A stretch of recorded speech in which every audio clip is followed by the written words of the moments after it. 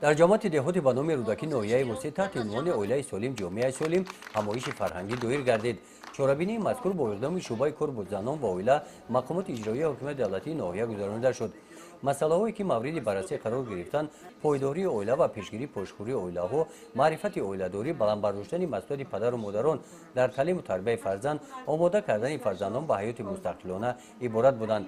اشتراک اویلاهای نمونوی از جماعت دهات گلستان و جماعت دهات توگرک همچنین دو جفت اویلاهای جوان این چورابینی را پرمضمون گردانیدند. در قسمت رسمی نمایندگان شعبه کار با زنان و اویلا سابقه‌داران مهنت زنان روزگار دیده برآمد نموده ذکر نمودند که اساس پایداری اویلا در روی آوردن به دانش میباشد. به این وسیله در اویلا همدیگر فهمی، مهربانی، عدالت، رستقبلی، دلسوزی و محبت به وجود میآید.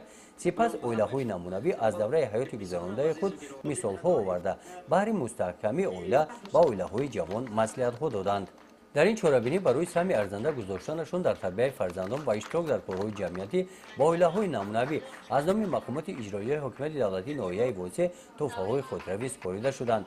در حضور اشتراکچیان این چورابینی با دو جفت اویلاهای جوان شهادتنامه عقد نکاح سپرده شد. در محیط ادانه به یک نفر طفل نوزاد شهادتنامه تولد سپاریدند. چورابینی را کارمندان بخش فرهنگ ناحیه با ترانه‌های خاطرمان جنبش کردند. گزارش خواجه نظریف خدای نظر ظهورов از ناحیه وسطی برای برنامه اطلاعاتی نوید.